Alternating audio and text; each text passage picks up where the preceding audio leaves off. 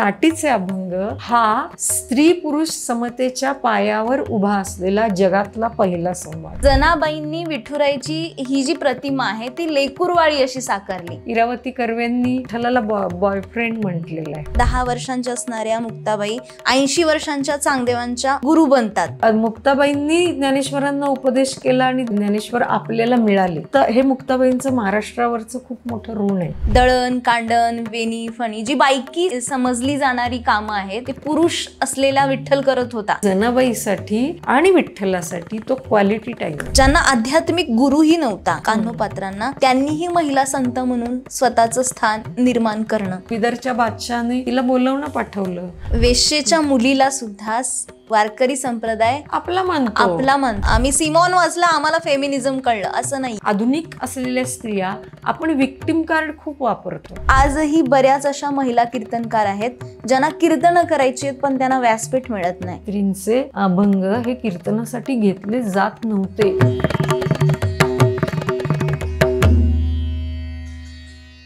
महिलांसाठी पंढरपूरची वारी ही काय असते असं जेव्हा तुम्ही वारीत आलेल्या एखाद्या माऊलीला विचाराल ना, तेव्हा त्यांचं उत्तर हे हमखास असेल, वारी म्हणजे आमच्यासाठी स्वातंत्र्य. का?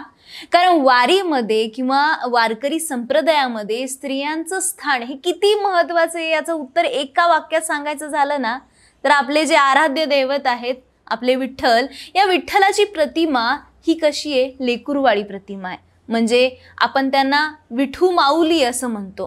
तुम्हाला माहिती आहे लेकुरवाळ्या विठ्ठलाची प्रतिमा कोणी साकारली आहे?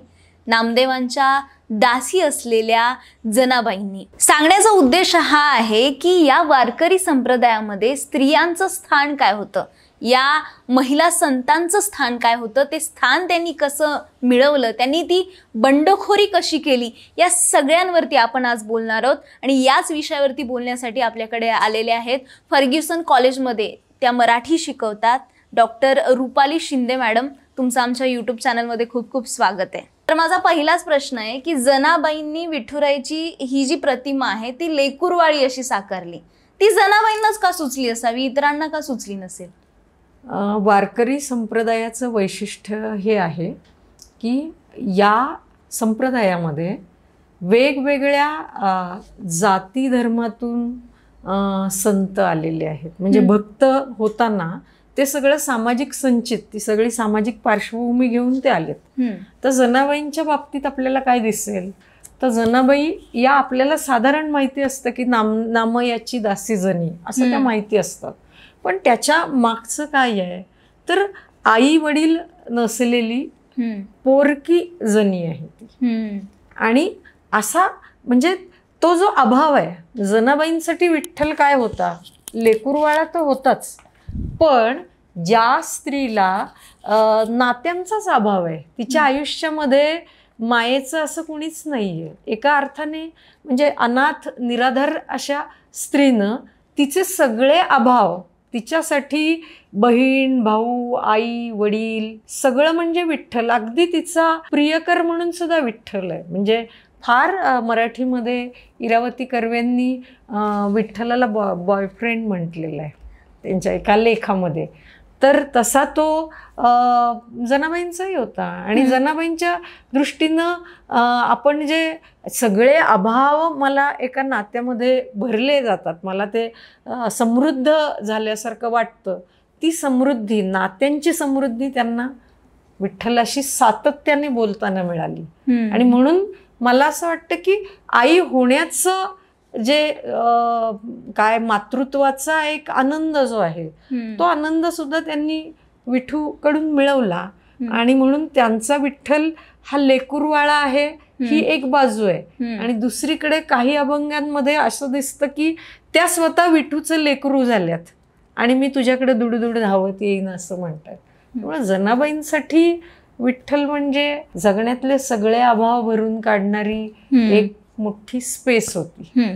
त्यामुळे त्यांनी ते लेकुरवाळा विठ्ठल असं म्हटलं. तर त्या इतर ठिकाणी सुद्धा आपण जनाबाईंनी विठ्ठलाशी, मुळात वारकरी संप्रदायाचं वैशिष्ट्य काय आहे, वारकरी संप्रदायाची भक्ती ही संवादावर आधारित आहे.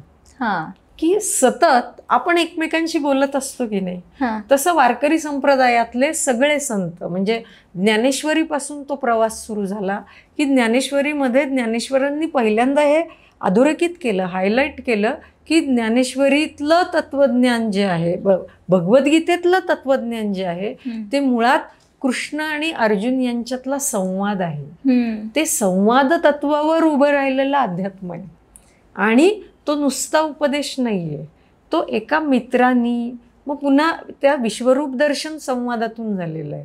त्यामुळं वारकरी संप्रदायामध्ये ती संवादाची सत्ता आहे. त्यामुळं वारकरी संप्रदायात त्या आदिसत्तेला, त्या अंतिम सत्तेला जाणून घ्यायचा मार्ग कोणता, तर त्याच्याशी सतत बोलत चालत राहायचं आणि ते बोलत चालत राहण्याची अभिव्यक्ती म्हणजे अभंग आहे. बरोबर. त्यामुळे असा तो सगळा प्रवास आहे. म्हणून असं साधारण एक समज आपण म्हणूया की मुक्ताबाई या तथाकथित एका उच्चवर्णीय उच्चवर्गीय घरातल्या होत्या, त्यामुळे त्यांच्या अध्यात्माला, त्यांच्या भक्तीला मान्यता मिळाली. पण एकदम उलट आहे जनाबाईंचं. जसं की आपण मगाशी बोललो, जनाबाई त्यांची जी काही कौटुंबिक पार्श्वभूमी होती की त्यांना नव्हतं कुटुंब आणि त्या दासी होत्या नामदेवांच्या घरात. त्यांनी ही भक्ती करणं आणि विठुरायांची ही प्रतिमा साकारणं, पण यामागेही जनाबाईंचा काही संघर्ष झालाच असेल. नक्की. मुळात एक लक्षात घ्यायला पाहिजे की वारकरी संप्रदायातल्या पहिल्या संत, स्त्री संत कोणत्या आहेत, तर त्या मुक्ताबाई आहेत. आणि आता आपल्याला दिसतं कसं की ते आडनाव, पण आपल्याला हे लक्षात घेतलं पाहिजे की ही सगळी ज्ञानेश्वरांच्या वडिलांनी संन्यास घेतल्यानंतर पुन्हा एकदा गृहस्थाश्रम स्वीकारला आणि ते त्या काळातल्या धर्मसत्तेला मंजूर नव्हतं आणि त्यामुळे हे कुटुंब जे आहे ते म्हणजे त्याची शिक्षा म्हणून देहदंडाची शिक्षा दिली. त्यामुळं या सगळ्याच भावंडांना पोरकेपण वाट्याला आलं, त्याचबरोबर वाळीत टाकलेलं, बहिष्कृत असलेलं. त्यामुळे ते मुख्य प्रवाहात नव्हते. ज्ञानेश्वर महाराज आळंदीच्या धर्मपीठाकडे गेले किंवा त्या आळंदीच्या धर्मपीठानं मला ब्राह्मण म्हणून आम्हाला मान्यता द्या, ते काही कशासाठी गेले होते की मला काही पोटापाण्याची व्यवसाय व्हावा, म्हणजे सोय व्हावी म्हणून गेलेले होते का? मला जे सांगायचं आहे, मला जो भक्तियोगावर आधारित असलेला कर्मयोग सांगायचा आहे, हे सांगण्यासाठी मला मुख्य प्रवाहात असलं पाहिजे. मी जर बहिष्कृतच असलो तर माझं म्हणणं ऐकून कोण घेईल? आणि म्हणून मग पैठणला ते गेले आणि ती पैठणला सुद्धा नाकारली, त्यांना ब्राह्मण असणं जे नाकारलं आणि मग त्यानंतर तो रेड्यांच्या तोंडून वेद वदवून घेतला आणि मग झालं. त्यामुळं मुक्ताबाई या आपल्याला त्यांना त्या सगळ्याच भावंडांना त्या अर्थानं उच्चवर्णीय कोणी म्हणतच नव्हतं. हा सगळा नंतरचा प्रवास आहे. हा नंतर म्हणजे आता हे पहा, हे कसं होतं सांगू का, की जसं कुसुमाग्रजांनी म्हटलंय की प्रत्येक मोठ्या व्यक्तीला आपण जातीमध्ये, त्यांची पुतळ्या नावाची कविता आहे की फुले एका विशिष्ट समाजाचे झाले, आंबेडकर एका विशिष्ट समाजाचे झाले. असं तुम्हाला एक तुमचा सांस्कृतिक सत्ता स्थापन करण्यासाठी हे आमचे सांस्कृतिक कल्चरल हिरो म्हणून उभे करावे लागतात. ते करावंच लागतं, त्याला आपण चिन्हांकन म्हणतो. पण तशी मुक्ताबाई ही म्हणजे ती सगळीच भावंड अभावग्रस्तच होती. त्यामुळे मुक्ताबाईंना ते सहज मिळालं का? नाही. पण मुक्ताबाईंच्या तीनही भावांनी, निवृत्तीनाथ, ज्ञानेश्वर महाराज आणि सोपानदेव, या तिघांनी मुक्ताबाईंना ती बाई आहे म्हणून, आपली धाकटी बहीण आहे म्हणून असं दुय्यमपणे कधीच वागवलेलं नाही. हे वैशिष्ट्य आहे. म्हणून तो जो एक आत्मविश्वास आहे, तर त्यामुळे मुक्ताबाईंनी जर इतकं दमदार पाऊल टाकलं नसतं आणि मुक्ताबाई जर ज्ञानेश्वर महाराजांची ताटी उघडा ज्ञानेश्वरा हा उपदेश करण्यासाठी उपदेश केला संबंध की तुला संत जेणे व्हावे जग बोलणी सोसावे, की जगाचे आघात सोसल्याशिवाय, पचवल्याशिवाय आणि जगाचे अपराध आईच्या मायेनं माफ केल्याशिवाय तुला संत नाही होता येणार. त्यामुळे संत व्हायचं असेल तर योगी पावन मनाचा साहे अपराध जनांचा, असं सहनशील करुणाकर झाल्याशिवाय तुम्हाला संत होता येत नाही आणि तुम्हाला व्यापकच व्हावं लागतं. हा उपदेश तिनं त्यांनी मुक्ताबाईंनी ज्ञानेश्वरांना केला.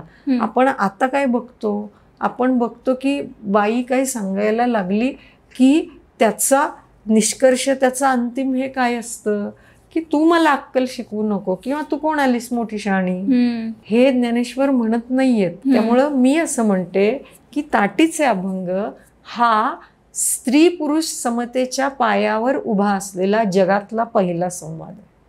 इतकं त्याचं महत्त्व आहे. आपण आपली परंपरा नीट पाहत नाही, नीट वाचत नाही. आणि म्हणून सिमंदी बोवानी सेकंड सेक्स ते लिहिलंय दुसऱ्या महायुद्धाच्या पार्श्वभूमीवर. हे आहे 13वं शतक. बरोबर आहे. आणि याच 13व्या शतकामध्ये अगदी 17-18 वर्षांच्या असणाऱ्या मुक्ताबाई 10 वर्षांच्या, बरोबर आहे, म्हणजे या 13व्या शतकामध्ये 10 वर्षांच्या असणाऱ्या मुक्ताबाई 80 वर्षांच्या चांगदेवांच्या मार्गदर्शक गुरु बनतात. म्हणजे तोही अधिकार फक्त भक्ती चळवळीचा किंवा भक्ती करण्याचा नाही, तो उपदेश करण्याचा, मार्गदर्शन करण्याचाही अधिकार तेव्हा त्या बाईने मिळवला होता. ते मुक्ताबाईंच्या बाबतीत कसं आहे सांगू का, की मुक्ताबाई जशी आई ही सडेतोड असती, परखड असती, कर्तव्य कठोर असती, तशा मुक्ताबाई होत्या. आणि मुक्ताबाईंनी जसं ज्ञानेश्वर निराश झालेले, मुक्ताबाईंनी ज्ञानेश्वरांना उपदेश केला आणि ज्ञानेश्वर संपूर्ण समाजासाठी पुन्हा एकदा मुक्त झाले, मोकळे झाले. ज्ञानेश्वर आपल्याला मिळाले. हे मुक्ताबाईंचं महाराष्ट्रावरचं खूप मोठं ऋण आहे. बरोबर आहे. की ज्ञानेश्वरांना त्यांनी इतक्या छोट्या, म्हणजे ज्ञानेश्वर जर आत्मनिष्ठ झाले असते, विरक्त झाले असते, तर संत होणं, अध्यात्माचा संबंध हा समाजाशी आहे, सामाजिक समतेशी आहे. आणि म्हणून समाजाचे अपराध मान्य केलेच पाहिजे. आणि मुक्ताबाईंनी नामदेवांची कानउघाडणी केली, चांगदेवांची केली, की तू कोराच कसा राहिलेला आहेस, की इतके वर्ष, 100 वर्षाहून अधिक मोठा असलेले योगी चांगदेव, त्या चांगदेवांना ती म्हणते की तू कोराचा कोराच राहिलास. हे परखडपणे सांगणं आहे. आणि ती जी आहे ना, की ते भक्ती ही नैतिकता जी आहे, की आई जी आपल्याला जगात वावरताना तू कसं असलं पाहिजे, तुझं कर्तव्य तू कसं पार पाडलं पाहिजे, ती जी नैतिकता आहे. आणि कान उघडणी, चुकांची चिकित्सा करणं, आणि हा सातत्यानं संवाद आहे. आणि ही संवाद सत्ता आहे. या संवाद सत्तेला आज आपण राज्यघटनेच्या संदर्भात भाषण स्वातंत्र्य म्हणतोय, अभिव्यक्ती स्वातंत्र्य म्हणतोय, की समता म्हणतोय. त्यामुळे जर तुम्हाला व्यक्त होण्याचं स्वातंत्र्य नसेल, संवादाची समता नसेल, तर मग तुम्हाला भाषण स्वातंत्र्य तरी कसं मिळेल, मग तुम्हाला समाजातली सामाजिक समता तरी कशी मिळेल. त्यामुळं ही संवाद सत्ता जी आहे ती तुम्हाला इतर भक्ती संप्रदायामध्ये नाही दिसत. संवाद दिसतो, दासबोधामध्ये दिसतो का, शिष्याने गुरुला प्रश्न विचारायचा आणि गुरुनी शिष्याला सांगायचं, हा संवाद आहे. महानुभाव संप्रदायामध्ये सुद्धा दिसतं की तुम्हाला महदंबा, जी मराठीतली पहिली कवयित्री आहे, की ती चर्चा करणे, वादविवाद, याच्या आधीच्या गार्गी मैत्री आपल्याला माहिती आहेत, त्या ज्ञानयोगिनी होत्या. पण तिथं कसं दिसतं तुम्हाला, तिथं तुम्हाला असं दिसतं की ते थोडंसं आपल्या आधुनिक काळातल्या, आपल्या आजच्या सगळ्या बायकांसारखं, स्त्रियांसारखं सुद्धा आहे, की तुम्ही सिद्ध करायला जाता, की बघ मला पण माहिती आहे, मलाही ज्ञान आहे, मी पण काही कमी नाही आहे. त्याच्यात समता कुठे आहे, कुणीतरी श्रेष्ठ आहे आणि कुणीतरी कनिष्ठ आहे, कुरघोड्या आहेत. इथं तुम्हाला असं दिसेल की कुरघोड्या नाही आहेत, तो समतेवर आधारित. आणि तिथं नामदेव नंतर म्हणतात की मुक्ताबाई कशा आहेत, की मुक्ताबाई या सनकांडी आहेत, इतक्या स्पष्ट वक्त्या आहेत, इतक्या परखड आहेत. कौतुकच केलंय. निवृत्तीनाथ म्हणतात की जेव्हा मुक्ताबाई चैतन्य तत्वामध्ये विलीन झाले किंवा एकरूप झाले, त्यानंतरचे निवृत्तीनाथ म्हणतात की मुक्ताबाई आमच्यामध्ये कशा होत्या, की ते असं म्हणतात की त्रिवेणीचा ओघ जैसं एकठाई तैसी मुक्ताबाई आम्हामध्ये. ब्रह्मा, विष्णू, महेश हे 3 तशी मुक्ताबाई आमच्यामध्ये. आमच्या तिघांपेक्षा त्या वेगळ्या नाहीच आहेत, त्या आमच्या बरोबरीच्या आणि आमच्याशी एकरूप झालेल्या आहेत.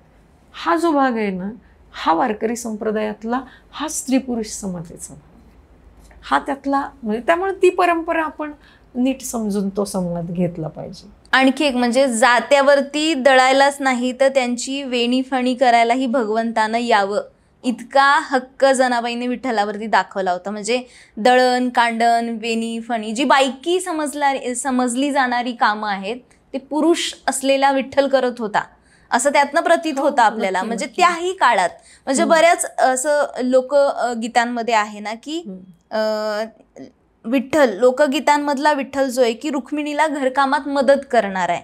म्हणजे रुक्मिणी धुणं धुवायला चंद्रभागेवरती जाते तर विठ्ठल ते धुणी पिळतोय. म्हणजे याच्यातनं काय मेसेज जातोय की त्या काळात जो पुरुष काम करत होता तर आत्ताच्या पुरुषांनी देखील ते केलं पाहिजे. एक साधा सोपा यातनं मेसेज जातो लोकांना. हो, वारकरी संप्रदायाचं वैशिष्ट्य असं आहे की त्यातल्या प्रत्येक संतांनी आपल्या जगण्यातून देव शोधलेला आहे, ईश्वर शोधलेला आहे. त्यामुळे त्याचं जसं जगणं होतं तसा त्याचा देव आहे. म्हणून आपण ते आता तो ज्याचा त्याचा विठ्ठल काय आहे तो माझ्या अनुभूतीतून मला सापडलेला. म्हणून तो वेदांचा तो अर्थ आमासीच ठावा येऱ्यांनी व्हावा. वेदामध्ये सांगितलेलं जे ब्रह्मज्ञान आहे ते जे परब्रह्म आहे त्याच्याशी मी एकरूप झालेलो आहे. त्या सत्तेचा अनुभवातून मी त्याला आकार देतोय. त्यामुळं जनाबाई अखंड नामस्मरण करतायत आणि त्या चैतन्याशी एकरूप झालेले आहेत. त्यामुळं प्रत्येक श्वासागणिक तो आहे. आणि त्यामुळं जनाबाई कष्टकरी आहेत. नामाच्या घरच्या दासीजणी आहेत. त्या कष्टाची कामं शेणाच्या गोवऱ्या तो थापतो, तो गोळा करू लागतो. इथं कशी गंमत आहे की बाई कामं करते, स्त्री असण्याचा नक्की त्याच्याशी संबंध आहे. आपण एकाच वेळी अनेक कामं करत असतो. त्यावेळी एका बाजूने आपले हात चाललेले असतात, आपली काहीतरी धावपळ चाललेली असती, स्वयंपाकघरात असेल किंवा कुठेही असेल.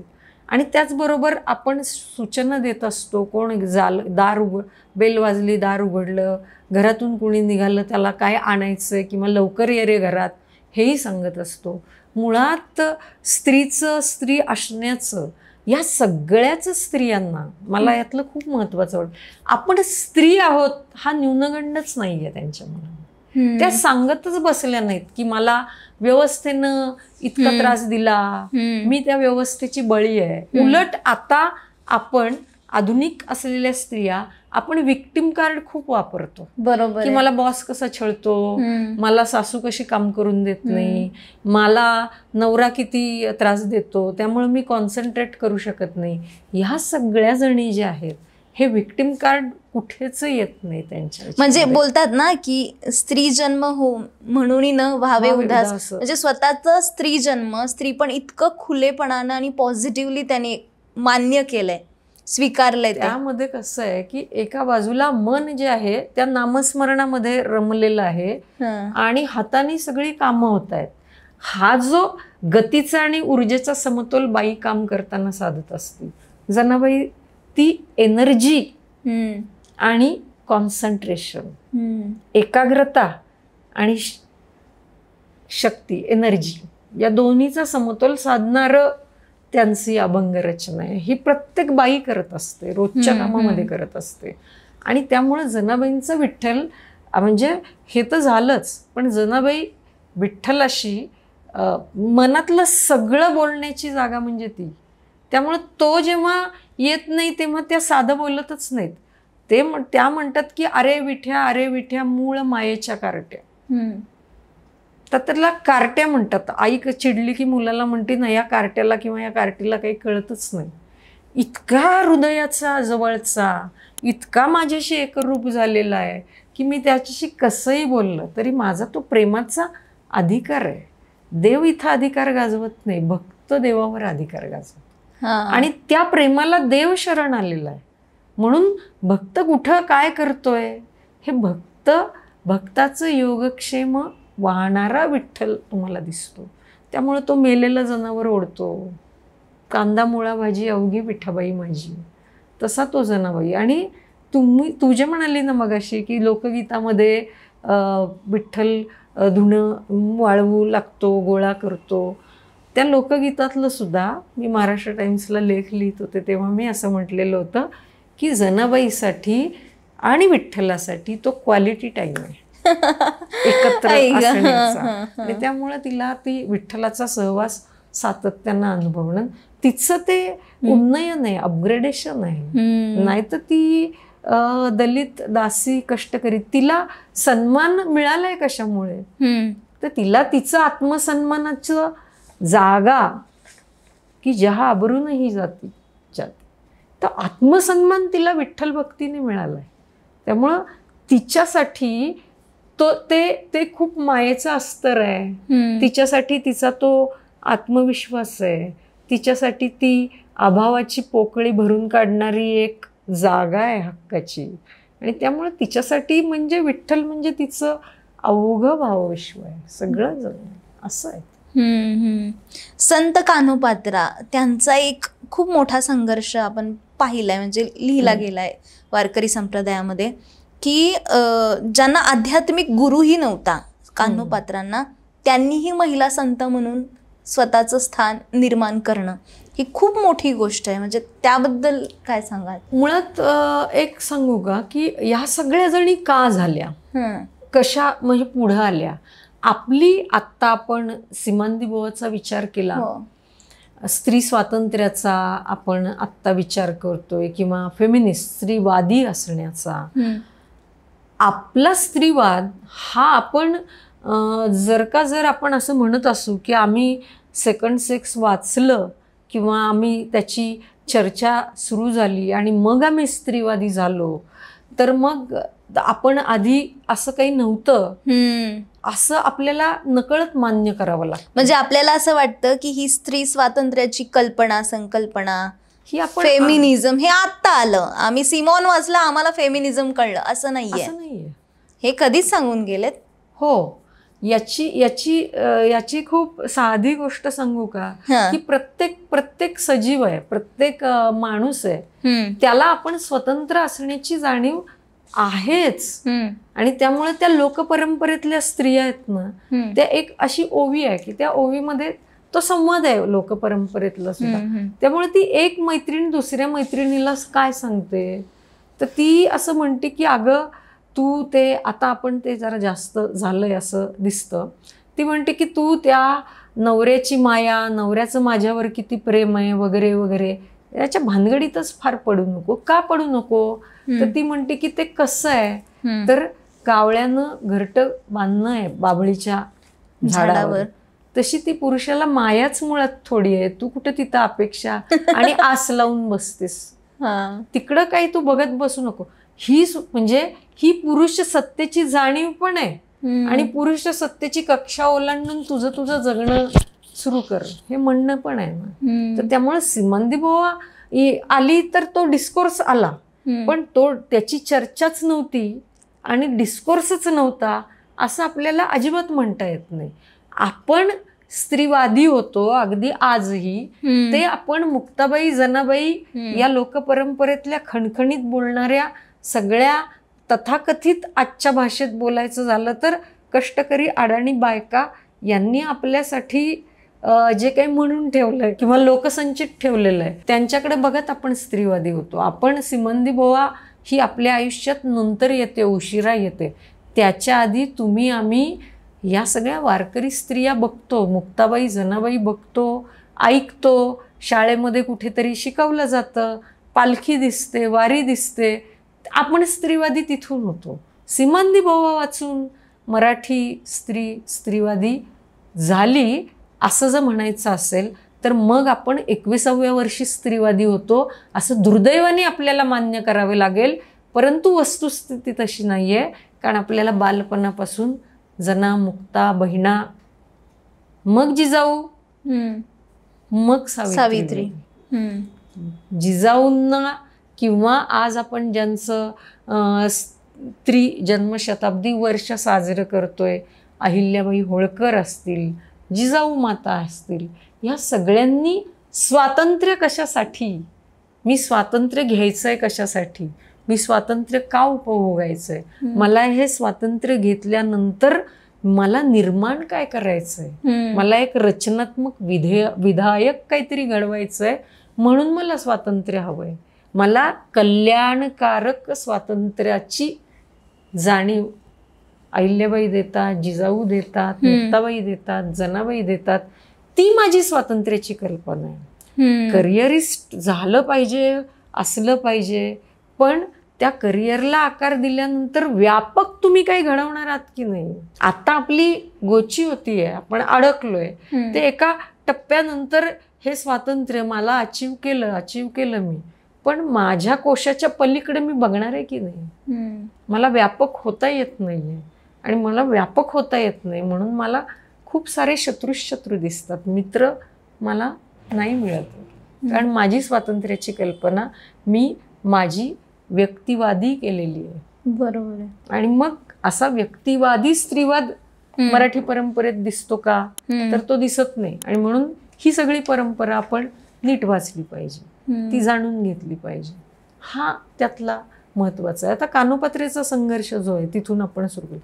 कानोपात्रा जी आहे तिचं सामाजिक एकूण हे काय आहे, तर ती मुळात एक अतिशय लावण्यवती अशी होती, आणि ती देहविक्रय करणाऱ्या आईच्या पोटी जन्माला आलेली ती मुलगी आहे कान्होपात्रा. आणि दुसरी गोष्ट काय आहे, मंगळवेढ्याची तिथली. कान्होपात्रेला बालपणापासून तो आईच व्यवसाय, किंवा आता ती तर नक्की ती भरपूर नटत सजत असणार आहे, पण ती आसक्तीच नाहीये तिला. आणि कान्होपात्रेची गंमत काय आहे की कान्होपात्रेला भक्तीकडे तिचा जन्मजात ओढा आहे. आणि कान्होपात्रा भक्त कशी झाली याची खूप सुंदर गोष्ट आहे. वारकरी संप्रदायामध्ये ती जी दिंडी आहे ती दिंडी पंढरपूरला चाललेली होती. ही तिथं गेली. दिंडीमधलं अभंग, वादन, टाळ, नामस्मरण याचा परिणाम म्हणजे मला आत्ताही अंगावर काटा येतोय. तिच्यावर इतका झाला की तिने घरी निरोप दिला की मी चालले. या वारकरी तिने विचारलं आधी त्या सगळ्या वारीतल्या वारकऱ्यांना, मी येऊ शकते का, माझी ही सामाजिक अशी माझी ओळख आहे, तर तरी पण मी येऊ शकते का, मी अशी दीनदलित वगैरे आहे, तर मी येऊ शकते का. ते विठ्ठल त्यांनी तत्वज्ञानच सांगितलं ना की समतेवर आधारित असलेला, म्हणजे वेश्येच्या मुलीला सुद्धा वारकरी संप्रदाय आपला मानतो. आणि तो तिचा डिसिजन आहे. जे आता आपण म्हणतो ना स्त्रीवादलामधला निर्णय स्वातंत्र्य, यातल्या प्रत्येक बाईनं भक्त होण्याचं स्वातंत्र्य निर्णय स्वातंत्र्यच आहे ना.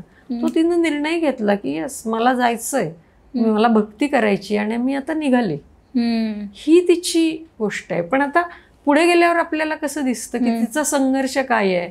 ती विठ्ठल भक्त झाली, ती विठ्ठलाला विनवणी करते की तुला करुणा येऊ दे काही, मला तू भेट. आणि आता याच्यामध्ये सुद्धा गंमत कशी आहे, यातल्या प्रत्येक स्त्रीनं त्या नुसत्या भक्त होत्या असं नाही बरं का, त्या व्यवस्थित रॅशनली विवेक जागा असलेल्या भक्त होत्या. त्यांनी परंपरेशी वाद संवाद करत स्वतःला घडवलेलं आहे. त्यामुळे त्या सांगतात की आपले जे देव आहेत ते वासनेला बळी पडले आणि त्यांचं काय झालं, मग इंद्राचं काय झालं हे ती सांगते की मी का भक्त झाले.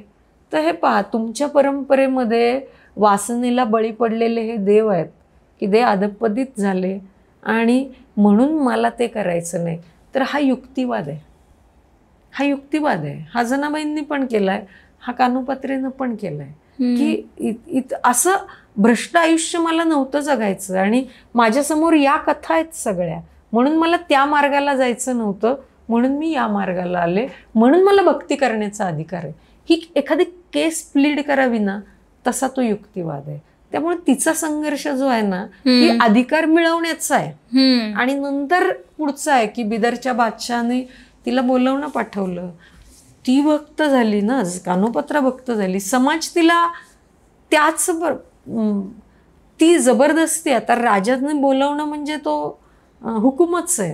हो. आणि मग ती देवापुढे धावा करते.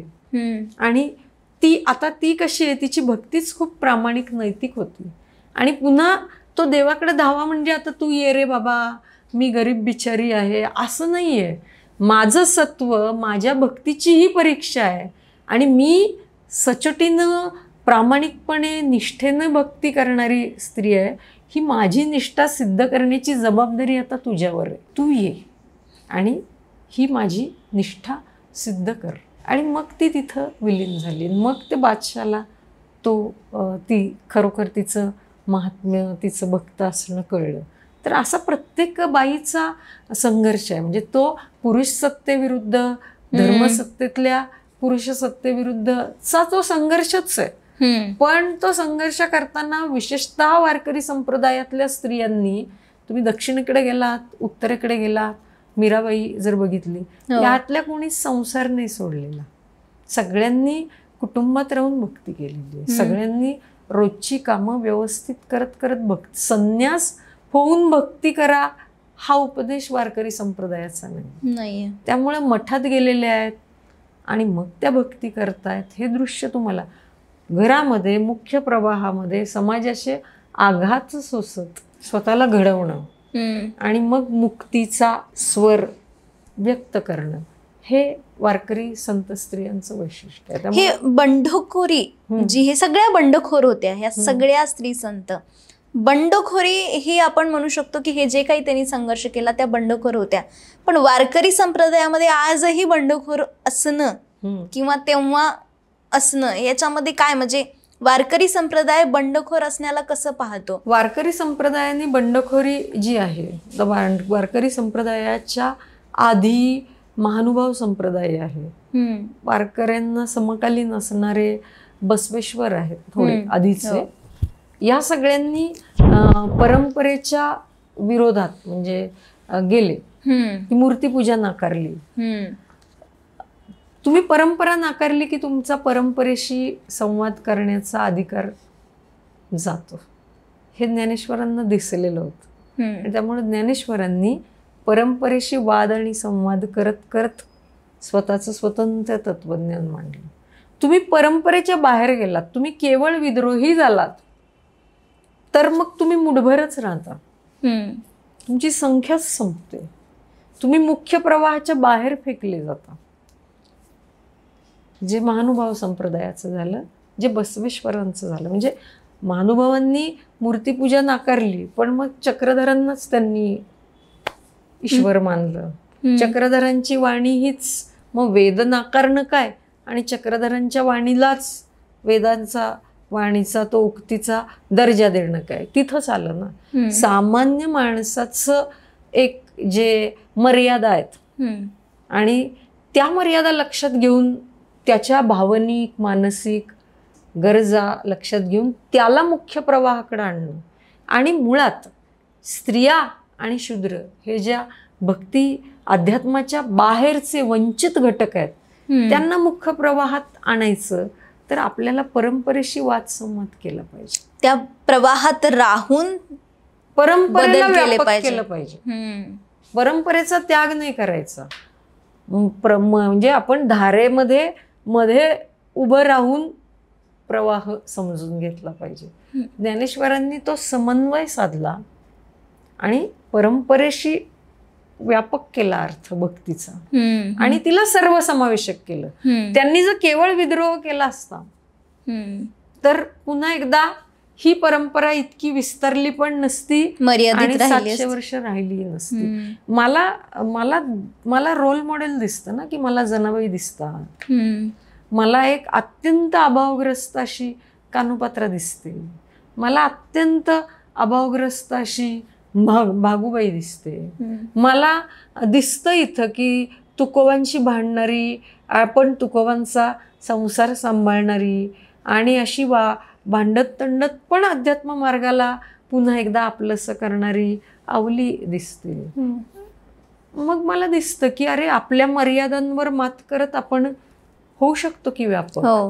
ते ही दिशा मिळते. आणि ह्या सगळ्या मला तुला काय मला काय किंवा वारीत डोक्यावर तुळशी वृंदावन घेऊन जाणाऱ्या कोणत्याही बाईला त्या माझ्या आहेत. हा जो एक मला माझी एक सांस्कृतिक ओळख मिळते, ती मला असं वाटतं की तुम्हाला मला त्यांच्या बंडखोरीतून मिळते.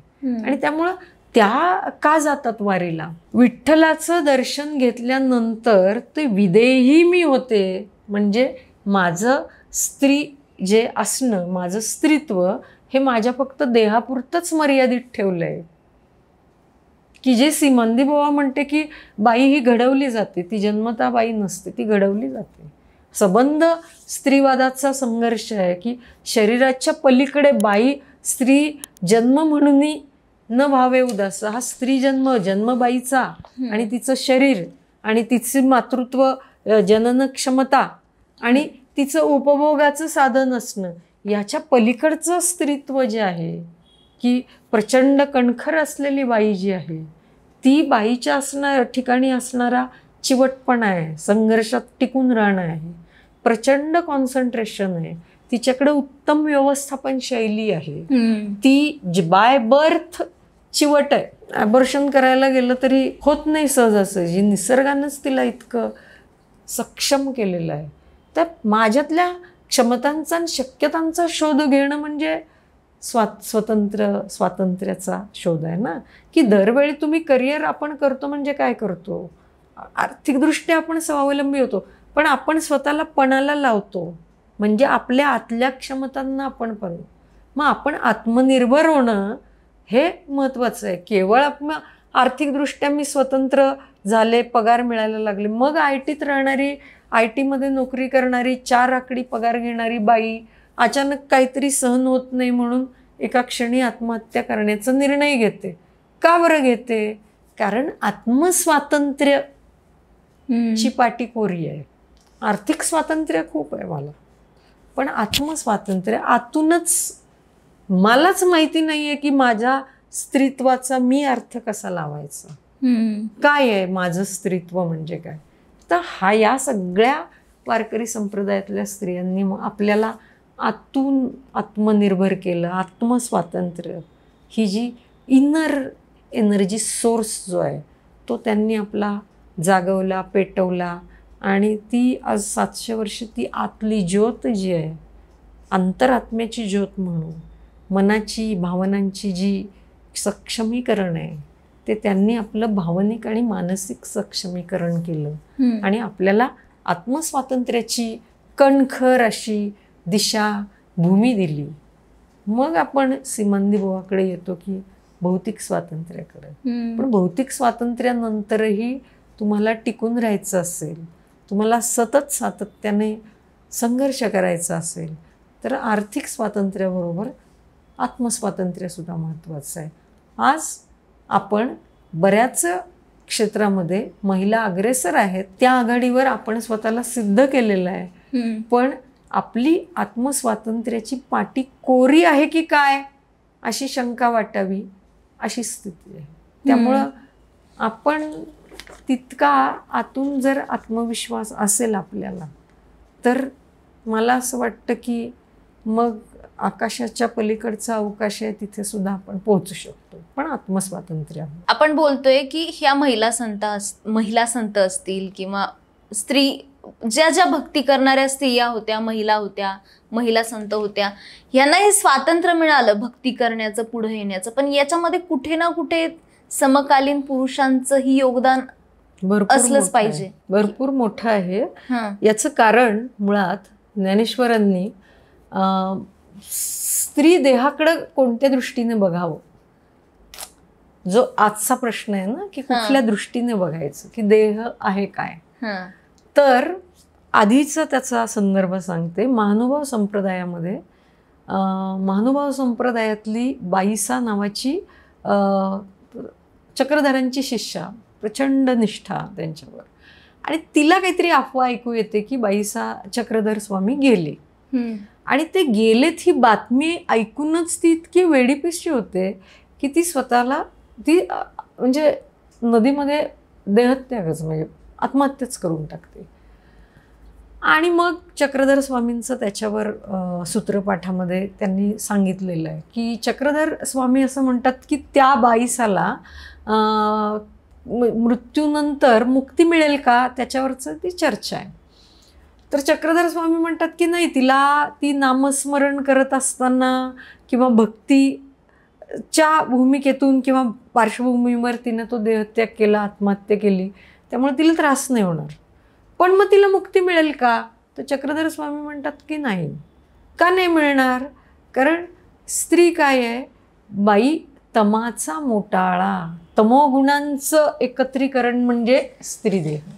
त्यामुळं ही बाईसा आहे ती पुढच्या जन्मी अत्यंत श्रीमंत अशा व्यापाऱ्याचा पुरुष व्यापारी म्हणून जन्माला येईल. आणि मग तिला पुरुष देहात मुक्ती आहे, स्त्री देहात मुक्ती नाहीच. कारण स्त्रीचा देह म्हणजे काय, तर स्त्रीचा देह हा तुम्हाला मोहवश करणारा आहे, तो उपभोग घ्यायला भाग पाडणारा आहे. आणि म्हणून स्त्री ही परमार्थ मार्गातला अडथळा आहे, धोंड आहे, आणि ती अवगुणांची खाणच आहे स्त्री. तर हा धर्म परंपरेचा स्त्रीच्या शरीराकडं पाहण्याचा हा दृष्टिकोन आहे. आणि म्हणून स्त्री ही अपवित्र तर आहेच, आणि ती पात्रच नाही आहे. मुक्ती काय, मुक्तीसाठीचं जे ज्ञान आहे किंवा हे सगळं मिळवण्याचा अधिकारच तिला नाही आहे. कारण ती बाय बर्थ जन्मतः स्त्री आहे. आणि म्हणून तिचा देह हा काय आहे, तमोगुणांचा समुच्चय आहे, दुर्गुणांची खाण आहे ती. आणि ती पुरुषाला मोहात पडते. तिला कशाला अधिकार आणि तिला कुठं भक्तीमध्ये आणता? तिला शक्यच नाही, कारण तिनं बाईचा जन्म घेतलाय. आता या पार्श्वभूमीवर ज्ञानेश्वर महाराज या सगळ्याकडे कसं पाहतात? तर ज्ञानेश्वर महाराज असं म्हणतात की हा जो देह आहे तो पुरुषाचा का बाईचा ही गोष्टच बाजूला आपण ठेवू. देह कशासाठी आहे? तर ते म्हणतात की हे मुक्ती मिळवण्याचं, परमेश्वराला जाणून घेण्याचं साधन म्हणजे देह आहे. मग तो स्त्रीचा आहे का पुरुषाचा आहे हा मुद्दाच बाद आहे. त्यामुळे तो कुणाचाही असला तरी हे माझं ज्ञान मिळवण्याचं माध्यम आहे, माझा सोर्स आहे, माझं साधन आहे ते. त्यामुळं तो त्या साधनातून आपल्याला तिथपर्यंत पोचायचं आहे, ते माध्यम आहे. मग तो बाईचाही देह हे माध्यमच आहे आणि पुरुषाचाही देह हे माध्यमच आहे. त्यामुळं तो स्त्रीचा देह आहे, त्याच्यामध्ये तो मोहवश करणारा आहे, तो अपवित्र आहे, अशी काही भानगडच नाही आहे. त्यामुळं तो दोघांचा माध्यमच आहे, समानच आहे. त्याच्याकडे वेगळ्या दृष्टीने तुम्ही बघूच नका. तर ही जी दृष्टी आहे ना, ही ज्ञानेश्वर महाराजांची दृष्टी आहे की तुम्ही हा पुरुषाचा देह, मग त्या देहात जन्म म्हणून त्याला अधिकार, हा बाईचा देह हा भागच नाही आहे. आणि जेव्हा म्हणजे मुक्ताबाईंच्या एका अभंगामध्ये हा उल्लेख आहे की एक अशी गोष्ट सांगितली जाते की ज्याच्यावर अभंग रचलेला आहे श्रीधराने, की मुक्ताबाई आंघोळ करत असताना चांगदेव तिथं जातात गेले ते, आणि अरे ते आंघोळ करतायत हे बघून चांगदेव वळले. आणि ते वळल्यानंतर पुन्हा एकदा मुक्ताबाईंनी त्यांना फटकारलं की ती असं म्हणते की तुला माझ्या शरीराकडं, माझ्या देहाकडं स्वच्छ नजरेनं का बघता येत नाही? त्या असं म्हणतात की या स्त्रीच्या शरीराचे उंचवटे, खोली जे काही आहे, भिंतीला जसे कोनाडे असतात तसाच आहे की तुला का ते बघता येत नाही? तुझ्याकडे ती निखळ निर्मम दृष्टी का नाही आहे? तू परत ते स्त्री देह म्हणून का बघतो? आणि मग जे आहे ना की जनाबाई जे म्हणते की किंवा कान्होपात्रा जे म्हणते की मला पंढरपूरला का जायचं, आपला जो मगाशी विषय चाललेला होता की वारीत काय, की मला त्या विठ्ठलाचं दर्शन घेतल्यानंतर मी बाई आहे का पुरुष आहे, मला माझ्या देहाचा विसर पडतो, इतका सहज पडतो की पाण्यामध्ये मीठ विरघळून जावं तसं माझं अवघं अस्तित्व त्या विठ्ठलाच्या दर्शनाने एकरूप होतं, विलीन होतं. मग माझ्या देहाचं काही उरतच नाही. देह जाणीव जी आहे ही माझी संपतेच ना. ती दैहिकता जी आहे माझी स्वतंत्र स्त्री देह म्हणून, त्या देहाच्या पार पलीकडे आहे मी, त्याच्या पलीकडे मी कुणीतरी आहे हे मला कळतं त्याला पाहिल्यानंतर. म्हणून मला जायचं आहे वारीला. हा जो भाग आहे हा तिथं आहे. तर ही जी सगळी मुळात अशा पद्धतीनं तत्वज्ञान रचणं, अशा पद्धतीनं एक दृष्टी देणं आणि स्त्रियांना सहभागी करून घेणं, हा जो भाग आहे ना, हा या सगळ्यांनी केला. आणि सगळ्यात महत्वाची गोष्ट काय केली असेल, कुटुंबामध्ये भक्ती रुजवली. की फुल्यांनी सुद्धा सावित्रीबाईंना शिक्षणाचा वसा आधी दिलाय की माझ्यापासून सुरुवात करतो मी. माझी बहीण ही स्त्री म्हणून मी नाहीच तिला वेगळं बघणार. नामदेव महाराजांच्या घरामध्ये जेव्हा त्यांच्या पत्नीला आणि आईला भक्तीच्या वाटेवर चालावं असं वाटलं, तेव्हा गंभीरपणे नामदेवांनी जाणून घेतलं. आधी टीका झाली, आधी त्या भांडल्या, तेव्हा त्यांना प्रोव्हायडर, सगळ्या वस्तू पुरवणारा नवरा हवा होता, मुलगा हवा होता, की मला वेळच्या वेळी डाळ तांदूळ आणून देणार आहे, ते न देणारा तू बाकीच्याच गोष्टी काय करतोस, मी काय करू, अशा याच्यात त्या दोघी जणी भांडत होत्या. आणि मग त्यांना हळूहळू जाणीव झाली की नाही अरे, याच्या पलीकडचं काहीतरी हा माणूस शोधतोय, त्याच्यामध्ये रमतोय, जे जनाबाईला लवकर कळलं. जनाबाईंसाठी रोल मॉडेल होता. जनाबाईंना नामदेवांनी शिकवलं लिहिण्या वाचण्यापासून. शिकवल्यापेक्षा जनाबाई या मोठ्या बरं का, नामदेवांपेक्षा वयाने. नामदेवांच्या बारशाला जनाबाई होत्या. अरे बापरे. हा, जनाबाईंना ती पण त्यांच्या अभंगामध्ये आहे की जनाबाई बारशाला होत्या, ते टोपडं वगैरे वगैरे आहे ते. आणि जनाबाईंचं म्हणजे ही समता काय आहे जनाबाईंच्या अभंगामध्ये जी दिसते, की त्यामुळं एका अर्थाने हा आदर्श होता या सगळ्या स्त्रियांपुढे की ज्ञान मिळवायचं म्हणजे काय, ज्ञान मिळाल्यानंतर समाजाचं व्हायचं म्हणजे काय, हे सगळं मुक्ताबाईंना निवृत्तीनाथ दिसत आहेत, ज्ञानेश्वर महाराज दिसत आहेत, सोपानदेव दिसतात, जनाबाईंना नामदेव महाराज दिसतात. ती सोयराबाई म्हणतात स्वतःची ओळख सांगताना नाम याची दासी जनी. तिथं कुठे फरकच राहत नाही ना. मी चोखियाची महारी, मी कोण आहे, मी ती भक्त मी आहे. त्यामुळं ह्या समानता तुम्हाला नाममुद्रेपासून दिसते. तर ही जी गोष्ट आहे ना की काय आहे, तर त्या जनाबाईंच्या अभंगामध्ये आहे की त्यांनी लिहून ठेवलेलं आहे की या अभंग कीर्तन चाललेलं आहे, त्या कीर्तनाचा पुन्हा काय आहे, त्या कीर्तनातल्या आनंदाचा आस्वाद घेण्याचा मोह विठ्ठलाला होतो आणि तो स्वतः त्या कीर्तनामध्ये येतो आणि ते कीर्तन गाताना सगळे अभंग गातायत आणि त्या अभंग गाण्यामध्ये जनाबाई पण आहेत. पण जनाबाईंना लक्षात येतं की हा विठ्ठूचा आवाज आहे आणि तो जनीनं ओळखला. असा तो, अशी ती समता आहे. कीर्तनामध्ये समान आहेत सगळेजण. ही समता, तो व्यवहार, तुमची समता लोकव्यवहारात नसेल ना, नुसती जर घटनेतच आहे. आपण म्हणतोय काय, तर आम्हाला रोजच्या जगण्यामध्ये समता हवी आहे. मला बोलताना बाई आहे म्हणून मला मोठ्या आवाजात बोललेलं नाही चालणार. मला वागवताना समान वागवलं पाहिजे, माझ्याशी बोललं सन्मानाने पाहिजे. हे आपण घटनेचं इम्प्लिमेंटेशन झालं पाहिजे म्हणतो ना. वारकरी संप्रदायाने कीर्तनामध्ये स्त्रियांना समान बरोबर घेतलं, वारीमध्ये बरोबर चालतात. तुम्हाला स्त्रियांची दिंडी स्वतंत्र नाही दिसत. आज आपण मीटिंगला बसताना साधारण मुली कुठं बसल्यात, बायका कुठं बसल्यात, तिथं जाऊन बसतो. पुरुषांमध्ये कसं बसायचं, इथं किती दिवस बरोबर चालतात.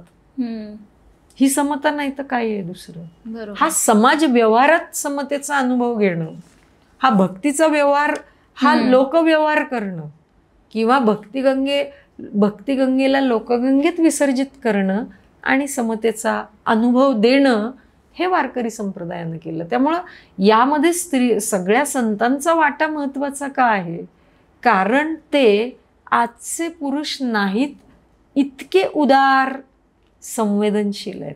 आणि मला खरं नेहमी असं वाटतं की निदान महाराष्ट्राच्या आपण बोलूयात की आपल्या महाराष्ट्रातल्या संत साहित्याच्या काही अपवाद सोडता सगळ्या अभ्यासकांनी, संशोधकांनी ही समतावादी संत परंपरा जी आहे पुरुषांची, ही नीट समजून घेतली का.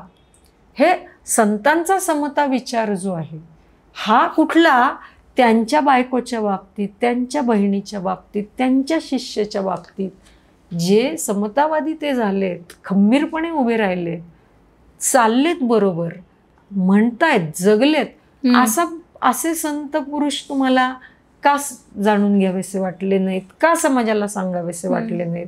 जर आधीच्या अभ्यासकांनी, काही मोजके अभ्यासक संशोधक यांचा अपवाद वगळता उरलेल्या सगळ्या अभ्यासकांनी संत साहित्य हे काहीतरी एक कविता आहे किंवा एक म्हातारपणी करण्याचं काम आहे असं बघितलं, आणि त्यामुळे इथं समतावादी पुरुष आहेत हे आपल्याला नाही आलं आपल्यापर्यंत. ते आलं असतं तर मला असं वाटतं की तुझं माझं आयुष्य खूप सुसह्य झालं असतं, कारण त्यांनाही समतेने वागवणारे पुरुष हे आदर्श रूपात रोल मॉडेल म्हणून, संस्कार करणारे म्हणून आले असते. ते आपण उभे केले पाहिजेत, कारण शेवटी त्या प्रतिमांचं चिन्हांकन करणं असतं ना, तुम्हाला ती प्रतिमा उभी करावी लागते. या संत चळवळीला आधुनिक म्हणायचं की पारंपरिक म्हणायचं? आधुनिक. आधुनिक. तुम्ही आधुनिकतेची कल्पना काळानुसार स्वातंत्र्य, समता, बंधुता ही आधुनिक मूल्य आहेत. ही आध्यात्मिक समता आणि आध्यात्मिक समतेचा समाज व्यवहारात अनुभव आला पाहिजे. मला माझी एक विशिष्ट जात, मी एका विशिष्ट जातीतली स्त्री, ही सगळी आयडेंटिटी पुसून टाकून मला एक स्वतंत्र भक्त जनाबाई म्हणून मी माझी ओळख निर्माण करते, एक्स्टॅब्लिश करते, त्याच्यासाठी संघर्ष करते, तर मग ती आधुनिकच आहे ना. मुळात या 3 मूल्यांना आपण आधुनिक मूल्य म्हणतो. यातून आउटपुट काय मिळालं आपलं? वारकरी संप्रदायाचं आउटपुट काय आहे समाजाला? भाषेचं, आपली कल्चरल आयडेंटिटी. जो वारी करतो, वारीला जातो तो मराठी माणूस, ही तुमची आज आपण जागतिक सोशल मीडियावर आपण जातो तेव्हा आपण जागतिक होतोय. आता आपण AI कडे जाऊ तेव्हा या सगळ्या आधुनिकीकरणामध्ये तशी माझी एक स्वतंत्र ओळख राहते का? आज आपण कोण आहोत? आपण इतका रिचार्ज मारणारा ग्राहक आहोत. माझा पासवर्ड आहे, हा पासवर्ड जो आहे तो पासवर्ड मला, माझा कल्चरल पासवर्ड कोणता आहे हो? माझी ओळख काय आहे? आज मी म्हणजे मला महाराष्ट्राच्या बाहेर जायचं तर मी कुठली? मी महाराष्ट्राची आहे, मी मराठी आहे, मी शिवाजी महाराज माझे.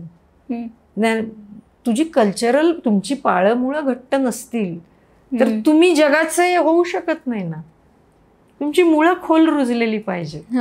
तुमची मुळं घट्ट असतील तर तुम्ही जागतिक होताना तुम्हाला स्वतःची ओळख तिथं असायलाच पाहिजे ना. ती नसेल तर तो तुमचा संघर्ष सुरू होतो, मी कोण आहे.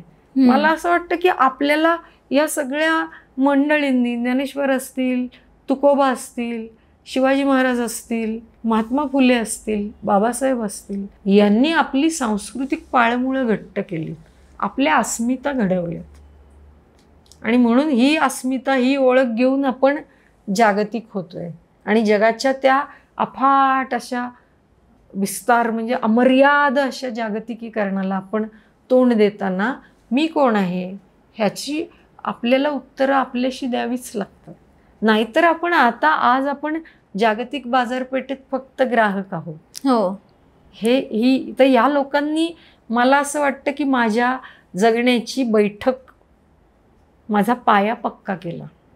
मी जगात कुठेही गेले तरी मला निर्भयपणे जगाच्या स्पर्धेला तोंड देताना मला एक समृद्ध असा भाषेचा वारसा दिला, मला एक मूल्यांचा वारसा दिला, मला स्वातंत्र्याची संकल्पना माझी पाटी स्वच्छ केली त्यांनी. आणि हे विश्वची माझे घर, हे कल्पना की किती व्यापक व्हायचं, ही व्यापक जगण्याची एक खिडकी खुली केली. आणि आता जागतिकीकरणाच्या पसाऱ्यात मी उभी असताना मला मी कोण आहे, माझी मुळं कुठं रुजलीत, माझी माती कोणती आहे, ही माझी मराठी माती आहे. आणि म्हणून मी असं म्हणते की जसा पंजाबी गाण्याचा तो एक ठेका आहे, तसा महाराष्ट्राचा ठेका कोणता आहे? माझं म्हणणं आहे ज्ञानोबा तुकाराम हा आमचा ठेका आहे. हा जसा ही माझी ओळख आहे. म्हणून आपण बघतो की 26 जानेवारीला चित्ररथ असतो, तो हा असतो. पण कुठेतरी हे बोललंच पाहिजे की स्त्रीभेद हा संतांच्या समोर नव्हता, त्या काळातही नव्हता, आजही नाही. आपण असा वारकरी संप्रदायामध्ये स्त्रीभेद नाहीये असं आपण मान्य करून चालू. पण मग काही मर्यादा देखील आहेतच की आजही बऱ्याच अशा महिला कीर्तनकार आहेत ज्यांना कीर्तनं करायची आहेत पण त्यांना व्यासपीठ मिळत नाही. बऱ्याच, आता आपण एक उदाहरण घेऊ शकतो भारुडकार चंदाबाई तिवाडींचं. त्यांना कितीतरी काळ संघर्ष करावा लागला. जेव्हा त्या भारुडं म्हणायच्या, त्यांना टाळ मृदुंगांची साथ देण्यासाठी पुरुष वारकरी लवकर त्यांना ते मान्य होत नव्हतं. बराच काळ संघर्ष केल्यानंतर त्या यशस्वी झाल्या आणि आज त्यांचं नाव आदराने घेतलं जातं. मग हा संघर्ष आजही का करावा लागतोय महिलांना वारकरी संप्रदायामध्ये असूनही? एक त्यातली महत्वाची गोष्ट, मगाशी आपण जे आधी आपण म्हणत होतो तसं की पुन्हा त्या ज्ञानेश्वर महाराजांचं तत्वज्ञानचा जितका प्रचार झाला, प्रसार झाला, तितका ज्ञानेश्वर महाराज स्त्रियांबद्दल काय म्हणतायत, वारकरी परंपरेचा स्त्री केंद्रित विचार, चर्चा ही झाली नाही. ती झाली असती तर कदाचित त्याला काही प्रमाणात खीळ बसली असती. ते हे एक कारण. दुसरं कारण असं आहे की परंपरेला पुन्हा पुन्हा तपासावं लागतं, नाही तर परंपरा वस्तू गंजते. आवर्त नसतं ना, ते आवर्त असतं. परंपरा उलटी पण फिरू शकते. परंपरा दरवेळी पुढे पुढे पुढे जाते असं नाही. परंपरेला काळाच्या मागे नेण्यासाठी सुद्धा असतं ना. त्यामुळे परंपरा ही पुन्हा संकुचित करण्याचा प्रयत्नही होत असतो. परंपरेत सांगितलेल्या अर्थाचा अर्थसंकोच करणं आणि अर्थविस्तार करणं हे समांतर स्वरूपात चाललेलं होतं. हे फक्त आत्ता होत आहे असं आहे का? तर नाही आहे. की संत बहिणाबाई जे आहेत तुकोबांच्या शिष्या, की ज्या उच्चवर्णीय घरातले आहेत, ज्यांच्या नवऱ्यानेच म्हटलं की तू हा कुठला गुरु केलायस, कुणबी जातीतला तू तर, आणि बहिणाबाई ब्राह्मण होत्या. म्हणजे हा जो जातीभेदावर आधारित असलेला जो विचार आहे, मूल्य आहे, त्या मूल्याकडे पुन्हा एकदा परंपरेला खेचून घेण्याचा प्रयत्न होत असतो. म्हणजे माणूस हा काय आहे, माणूस हा साधन कुशलतेनं वापरणारा प्राणी. ही पण आधुनिक माणसाची व्याख्या आहे की माणूस हा भाषा बोलणारा आहे, माणूस हा सामाजिक प्राणी आहे. तसा साधनाचा अत्यंत कुशलतेने वापर करणं म्हणून तर माणसाची संस्कृती विकसित झाली ना. अग्नीचा शोध, चाकाचा शोध, शेतीचा शोध. माणूस परंपरेला संकुचित करू शकतो. परंपरा हेच त्याचं टूल, साधन होतं. समाजावर सांस्कृतिक सत्ता, सामाजिक सत्ता मिळवण्यासाठी परंपरेचा अर्थभेद केला जातो. तो झाला आहे वारकरी संप्रदायामध्ये.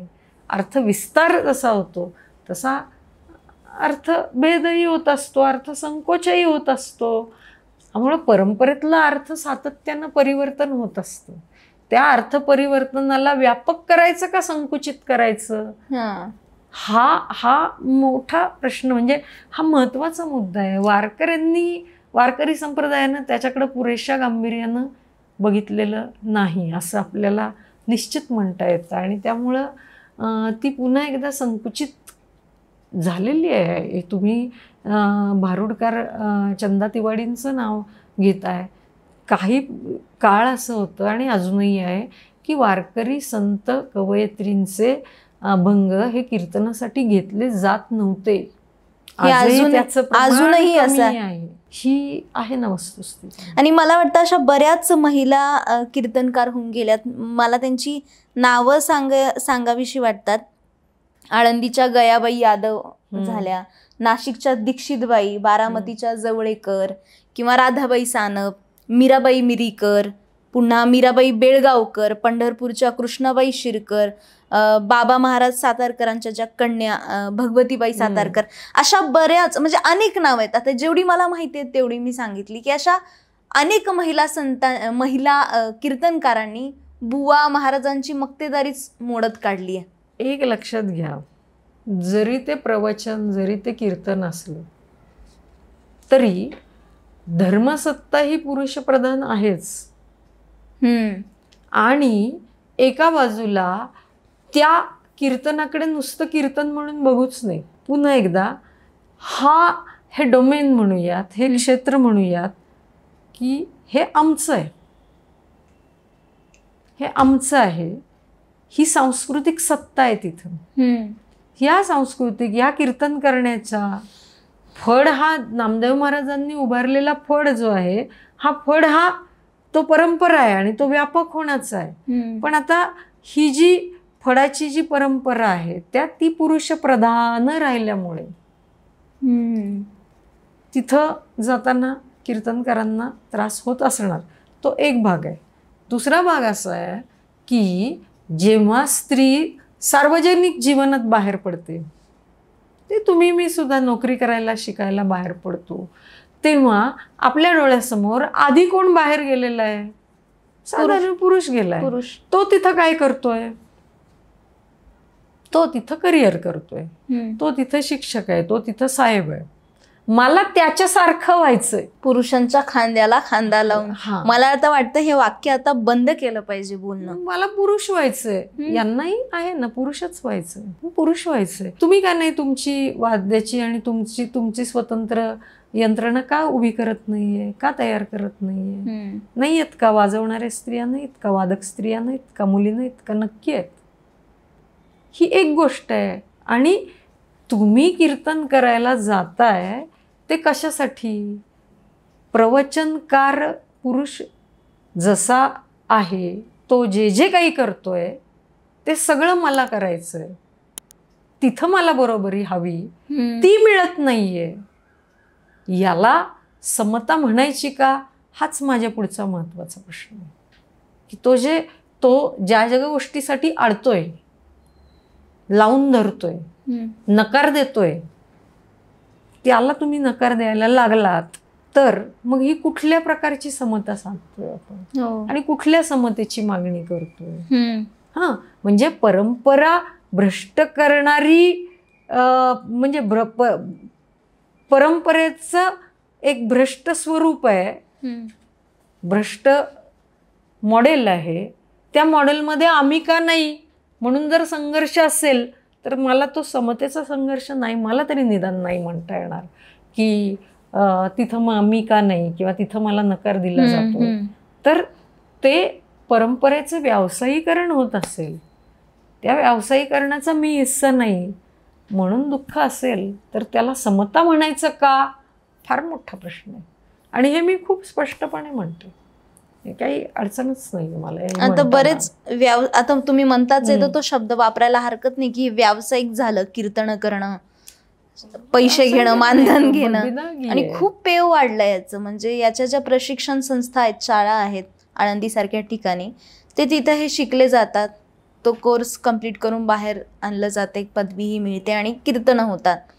ते कीर्तनाला एक व्यवसायाचं स्वरूप आलं, एवढं मानधन, ह्या सगळ्या गोष्टी, आणि मग ते कीर्तनं करणं, आणि ती कीर्तनं कमी असतात, समाज प्रबोधन कमी असतं, आणि स्टँडअप कॉमेडी जास्त वाटते. मीडियाचा, माध्यमाचा प्रभाव, 1-2-3 गोष्टी झाल्या अशा की एकदा आपण त्याला व्यावसायिक रूप दिलं. ओके, मुळात ते परंपरेचं कीर्तन आहे का? ती वारकरी प्रवचनाची पण एक पद्धत आहे, परंपरा आहे, त्याला ते आहे का? आता त्या प्रवचनकारांपुढे, किंवा मी कदाचित प्रवचनकार नसेन, पण मला कुठल्या लोकांना तिथं थांबवून ठेवायचं, 1 तास 2 तास ऐकायचं, त्याचा मोबाईल वाजला तर त्याचं लक्ष गेलं आणि तो उठून गेला तर, म्हणजे माझ्या कीर्तनाची, माझ्या प्रवचनाची कुठेतरी एक मला थ्रेट आहे म्हणूयात, स्पर्धा आहे म्हणूयात, तो यूट्यूबचं आहे, सोशल मीडियाचं आहे, फेसबुकचं आहे. ह्या दुनियेतला माणूस माझं प्रवचन ऐकायला, कीर्तन ऐकायला येतोय ना. त्याच्या हातामध्ये तो फोन आहे, बटन आहे, तो एका क्षणात, आणि मला 24 तास कीर्तन ऐकायला मिळणारच आहे ना. मला कशाला गावात जाऊन परत ऐकायचंय त्याचं कीर्तन? हा जो एक जागतिकीकरणानंतर खूप मोठ्या प्रमाणात एक मनोरंजन उद्योग, व्यापार, हे क्षेत्र खुलं झालं, याचा खूप मोठा ताण म्हणूयात किंवा काय, तो आला. त्यामुळं ही समांतर स्पर्धा आली ना, म्हणून मग त्यांना स्टँडअप कॉमेडी करत रंजनवादी कीर्तनाची एक वेगळी हे तुम्हाला 90 नंतर 2000 नंतर उभी राहिलेली दिसते. त्याला वारकरी कीर्तन म्हणताच येत नाही, असं आहे ना ते. त्यामुळं ते शिकलेले तसं नसतात, पण ते करतात, कारण काळाची स्पर्धा, माध्यमांची स्पर्धा आणि लोकप्रिय होण्याचा हव्यास, गर्दीचा हव्यास. तर ते मला म्हणून मी मगाशी म्हटलं की तुम्ही ती स्पर्धा केलेली आहे आणि त्या स्पर्धेत मला का घेत नाही, याला समता मला नाही म्हणता येणार. मग माझं म्हणणं आहे की हा मनोरंजन व्यापार तुम्ही सुरू केलाय. वारकरी संप्रदायाने सगळ्या प्रकारची भेद हे केलेली, म्हणजे जातीभेद असेल, धर्मभेद असेल, वर्णभेद असेल, आणि धर्मभेदाचंच म्हटलं तर एक उत्तम उदाहरण देता येईल त्या म्हणजे जैतूनबी. तर त्यांनाही संघर्ष करावाच लागला होता, त्यातही स्त्री आणि त्यातही मुस्लिम धर्माची. वारकरी संप्रदायात येते, कीर्तन करते, तर त्यांची ही विठ्ठल भक्ती कुठेतरी चेष्टेचा विषय झाली होती वारकरी संप्रदायामध्ये. नाही, पुन्हा मी असं म्हणते की परंपरेला तुम्ही विस्तार, व्यापक होण्याचा प्रवाह, ओघ किंवा त्या शक्यता म्हणूयात, परंपरा व्यापक किंवा परंपरा काल सुसंगत होण्याचे प्रयत्न जेव्हा थांबतात तेव्हा परंपरा पुन्हा काळाच्या उलट्या दिशेनं वाहायला लागते. उलट्या दिशेनं म्हणजे ज्या धर्मातल्या भेदभाव करणारे काय विचार होते, मूल्य होती, त्या मूल्यांना छेद देणारं तत्वज्ञान ज्ञानेश्वरांनी मांडलं आणि एक सर्व समावेशक अशी सांस्कृतिक सत्ता निर्माण केली. याच्याकडे आपण सांस्कृतिक सत्ता म्हणून पाहिलं पाहिजे की ही सांस्कृतिक सत्ता प्रस्थापित करण्याचा प्रयत्न पुन्हा पुन्हा होतो. तर ती जेव्हा हे वर्चस्व, ही जी हेजिमनीची कल्पना मांडली जाते, सांस्कृतिक वर्चस्व स्थापन करताना पुन्हा एकदा परंपरेला संकुचित केलं जातं. जे वारकरी संप्रदायामध्ये तेही प्रयत्न झालेले दिसतात, तितके डोळसपणे, तितक्या विचार करून त्याची सातत्यानं मांडणी करणं, प्रसार करणं, हा जो प्रयत्न आहे, या प्रयत्नाचं प्रमाण कमी होतं. ते चालू आहे का? चालू आहे. समाज प्रबोधनाची परंपरा खंडित झाली की परंपरेला पुन्हा एकदा आपण संकुचित अस्मितेच्या दावणीला बांधतो. आणि ती बांधल्यामुळे जैतूनबींना संघर्ष करावा लागला. वास्तविक काही गरज नव्हती. शेख मोहम्मद नावाचे वारकरी संत जे आहेत ते होऊन गेलेत. तर मग काय गरज होती, पण झाले. याचं कारण काही गोष्टी या दिसतात. याचं कारण परंपरेचा विस्तार, परंपरेला काल सुसंगत करणं आणि परंपरेची ताकद समजून घेणं. परंपरा पाळण्याचा मी इतका प्रयत्न करते की तो प्रयत्न म्हणजेच परंपरा होते. की ती माळ घालण्यालाच मी खूप महत्त्व, मी बाह्य उपचारांनाच खूप महत्त्व देते. पुगा सहस्त्रबुद्धेंचा एक खूप छान निबंध आहे, त्याचं नाव आहे नरोटीची उपासना. आपल्याला वास्तुशांतीला नारळ मिळालेला असतो, तो नारळ देवाऱ्यावर आपण ठेवतो. तो नारळ ठेवतो आपण, त्या नारळाच्या आतलं खोबरं जे आहे ते नासून सुद्धा निघून जातं. परंपरेचं असंच असतं. आपण परंपरेतल्या मूल्यांची चिकित्सा न करता आपण फक्त ती पाळत जातो, त्याचं अनुकरण करत जातो आणि मग आपण त्या उपचारांना महत्त्व देतो. अर्थ केव्हाच हरवलेला असतो. तर अशी नरोटीची उपासना करत फक्त त्यालाच म्हणजे कर्मकांडाला छेद देण्याचा प्रयत्न ज्ञानेश्वरांनी केला. तुकोबांनी कर्मकांडाच्या विरुद्ध गेले आणि पुन्हा कर्मकांडामध्ये भक्ती अडकण्याच्या दाट शक्यता असतात. ती जेव्हा अडकती तेव्हा त्याच्या मागचा अर्थ लोप होतो, अर्थ हरवतो आणि मग असे प्रकार सुरू होतात. त्यामुळे परंपरेला पुन्हा पुन्हा तपासावं लागतं, प्रश्न विचारावे लागतात. बरोबर आहे. आपण सगळ्या अनुषंगाने बोललो. एक प्रश्न माझा असा आहे की ही जी भक्ती चळवळ आहे, वारकरी संप्रदाय, त्याला दलित चळवळ कशी पाहते, म्हणजे दलित चळवळीचा वारकरी संप्रदायाकडे पाहण्याचा दृष्टिकोन कसा आहे? आता त्यातले 2 गोष्टी आहेत. त्यातली एक गोष्ट कोणती आहे की तुम्ही बाबासाहेब आंबेडकरांनी दलित चळवळ आल्यानंतर ही वारकरी संप्रदाय जो आहे तो शेती हा उत्पादन व्यवस्थेतला आहे, शेती या व्यवसायातला आहे. तुम्हाला आधुनिक कधी होतो आपण? उत्पादन व्यवस्था बदलल्यानंतर, जात आणि व्यवसाय यांची फारकत झाल्यानंतरचा विद्रोह, ह्या विद्रोहाचा माप किंवा हे विद्रोहाचा दृष्टिकोन तुम्ही ज्ञानेश्वरांना आणि तुकोबांना लावायला लागला की ते एका विशिष्ट जातीपुरते मर्यादित राहतात किंवा एका विशिष्ट जातीपुरते राहतात. त्यामुळे हा उत्पादन व्यवस्था बंदिस्त असताना जात आणि व्यवसायाचे संबंध बंदिष्ट घनिष्ठ, जात ही उत्पादन व्यवस्था पण आहे ना, ही गोष्ट लक्षात घेतली पाहिजे. अशा काळामध्ये जेव्हा मला एका विशिष्ट जातीत माझा जन्म असल्यामुळे तो व्यवसाय मला करावाच लागतो, मला जाती संस्थेशी फारकत घेऊन जगताच येत नाही. अशा काळामधला विद्रोह जो आहे, जो ज्ञानेश्वरांनी केला, तुकोबांनी केला, बहिणाबाई शिवूरकर डी कास्ट झालेले आपल्याला दिसतात की ब्राह्मण कोणाला म्हणावं या वज्रसूचीचा मराठी अनुवाद त्यांनी केला. आणि ज्याला ब्रह्म जाणतो तो ब्राह्मण, तो कुठल्या जातीत जन्माला आलाय आणि त्याचं खूप छान खंडन त्यांनी केलेलं आहे. तर हा विद्रोह होता.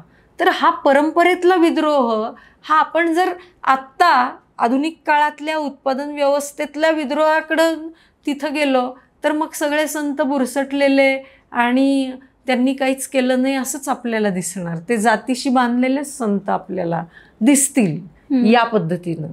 पण दुसरीकडे आपण गेलो तर मग आपल्याला हा ठीक आहे, तुम्हाला आपण मान्य करू की चोखोबा काय, चोखोबा अमुक एका विशिष्ट जातीपुरतेच राहिले, त्यांनी कुठली बंडखोरी केली, त्यांना पुन्हा त्रासच दिला, त्यांचा विद्रोह नाकारलाच होता वगैरे.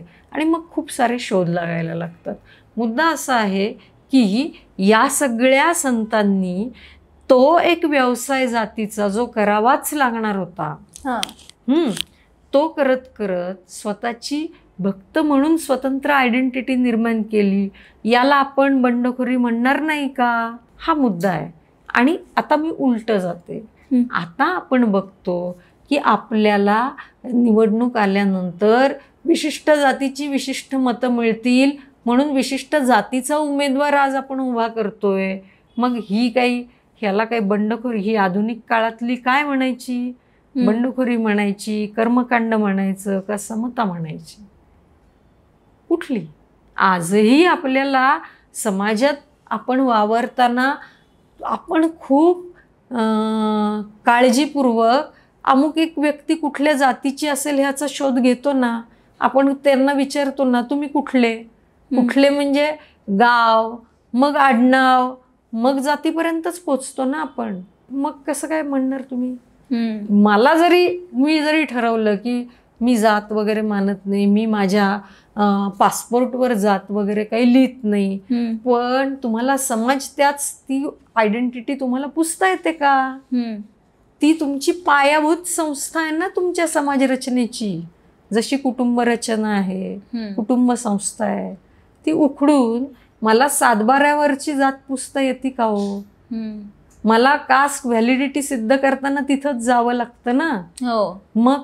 मग तुम्ही त्या संतांना किंवा त्या काळातला तो विद्रोह हा विद्रोह नव्हताच किंवा ते सगळे बुरसटलेले होते असं म्हटलं तर तुम्ही आज विद्रोही होताय, तेव्हा तुम्हाला सांगावं लागतं ना की 13व्या शतकातलं कुणीतरी विद्रोही झालंय. ही आमची परंपरा आहे. विद्रोहाची पण एक परंपरा असते. त्यामुळे तुम्हाला म्हणायचं असेल चोखोबा हे जाती संस्थेचा बळी आहे तर मग चोखोबांचा विद्रोह मला नाही सांगता येत. आणि आपण विद्रोह करताना परंपरेशी वाद संवाद करत विद्रोही होतो. आणि आपण फक्त विद्रोही असूच शकत नाही. विद्रोह ही एक फेज आहे, एक स्थिती आहे. विद्रोहानंतर तुम्ही विधायक काहीतरी उभं करता. म्हणून स्वातंत्र्य कशासाठी? स्वातंत्र्यातून तुम्हाला निर्माण काय करायचं आहे, माझं स्वातंत्र्य हे किती व्यापक आहे, किती मर्यादित आहे. त्यामुळं मला विद्रोह करायचा आहे, पण माझ्या विद्रोहानंतर कन्स्ट्रक्टिव्ह मला काही उभं करायचं आहे का, ती व्यापकता होती का. म्हणजे जागतिकीकरणानंतर कधी नाही इतके आपण जातीयवादी झालेलो आहोत आपला समाज, आणि त्या सगळ्या अस्मिता अशा टोकदार झालेल्या आहेत. त्यामुळं आपण मताची मोजणी सुद्धा त्या टक्क्यात करतो, उमेदवार सुद्धा त्या टक्क्यात देतो, पुन्हा त्या जातीतली बाई असं आपण बघतो. तर त्यामुळं आपण कुणाला तरी विद्रोही, कुणाला तरी बुरसटलेले म्हणताना हे जात वास्तव टाकता येत नाहीये. जात वास्तवाचं आपण म्हणजे त्याला राजकीय संधी या पद्धतीनं पण घेत. कारण आपली खूप आपण 90 नंतर मंडल आयोगानंतर आपण असं म्हटलं की आपण कसं काय करणार, प्रत्येक जातीला संधी काय, तर प्रत्येक जातीचं राजकीय पुनर्वसन करून टाकू, आपण प्रतिनिधित्व देऊयात. त्यामुळं आपण हे सगळ्याच गोष्टी जरा उघडे डोळ्यांनी पाहायला पाहिजे. पुन्हा माझ्या जातीच्या अस्मितेनं मी भारतीय राजकारण, समाजकारण, संस्कृतीकडे बघते आणि त्या परिप्रेक्ष्यातून त्याचे अर्थ सांगते. हे सगळंच आपल्या अवतीभोवती होत आहे ना. आणि मग मला जागतिकीकरणानंतर मला माझा रोजगार हरवतोय तेव्हा मला मोर्चा काढताना सुद्धा जातीचीच आठवण येते, पुरस्कार देताना सुद्धा मला जातीचीच आठवण होती, मी मेळावे संमेलन सुद्धा जातीची भरवली जात आहेत. या गोष्टी आपण बघणार आहोत की नाही. तर ह्या गोष्टी आहेत. हे सगळं करताना हे सगळे लोक होते, यांनी जीव म्हणजे प्राणपणाला लावून याच्याशी ते लढले आणि सर्वसमावेशक होण्याचा प्रयत्न केला. नामदेवांना अशी काही भीती नव्हती की ज्ञानेश्वर इतके मूलभूत मांडणारे आहेत आणि त्यांच्याबरोबर मी मैत्री करतोय, माझं कसं होईल, माझ्या आयडेंटिटीचं काय. उलट ज्ञानेश्वर महाराज म्हणले की तुझ्या सगुण भक्तीचा आनंद मला मिळावा आणि तो घेण्यासाठी, समजून घेण्यासाठी चल आपण एकत्र तीर्थयात्रा करू. हे आपण बघायला पाहिजे, हे आपण समजून घेतलं पाहिजे. त्यामुळं नुसते शिक्के मारण्याची घाई नाही केली पाहिजे. शिक्क्याच्या आजूबाजूला सगळा व्यवहार आपण जरा डोळे उघडे ठेवून बघायला पाहिजे आणि ते बघण्याची संधी किंवा तो विचार करण्याची संधी आपल्याला या वारीच्या निमित्ताने दरवर्षी मिळते. त्यामुळं हे मोठं ऋण आहे. आणि आपली मराठी माणसाची ओळखच जो वारी करतो, वारीला जातो, तो त्याला महाराष्ट्रातला प्रत्येक जाती धर्मातला माणूस हा महाराष्ट्राबाहेर गोव्यातून, आणि तुम्हाला आश्चर्य वाटेल संभाजी महाराजांची पालखी असते, गजानन महाराजांची पालखी असते. हा मुख्य प्रवाह आहे. या मुख्य प्रवाहात आपण असलं पाहिजे. आणि त्यामुळं ह्या सगळ्यांच्या संतांच्या पालख्या तर असतातच, पण पालखी म्हणजे काय, तर पालखी म्हणजे तुमचं सोशल कल्चरल रेकग्नायझेशन, तुमची सामाजिक सांस्कृतिक ओळख, मान्यता म्हणजे दिंडीत सहभागी होणे, पालखीत सहभागी होणे. या दृष्टिकोनातून मराठी माणूस आणि अख्खं जग, आणि म्हणून 5 पावलं तरी चालली पाहिजे. बरोबर, हा प्रयत्न होतोय आणि जगभर तो होतोय. नक्कीच आता वारी सुरू झालेली आहे आणि हा प्रयत्न आपण करूयात. खूप छान वाटलं तुमच्याशी बोलून आणि तुम्ही इतकं आम्हाला काही माहिती दिली आहे, ते ज्ञान दिलंय. यामधनं कळतं की वारी ही महाराष्ट्राची ओळख आहे आणि आम्हाला त्या ओळखीचा अभिमान आहे, त्या अस्मितेचा अभिमान आहे. या सगळ्या गप्पा, या सगळ्या चर्चा ऐकून तुम्हाला काय वाटतं, तुमच्या प्रतिक्रिया कमेंट बॉक्समध्ये लिहून नक्की कळवा. आणि अशाच माहितीपर मुलाखतींसाठी लगावती या यूट्यूब चॅनलला सबस्क्राईब करायला विसरू नका.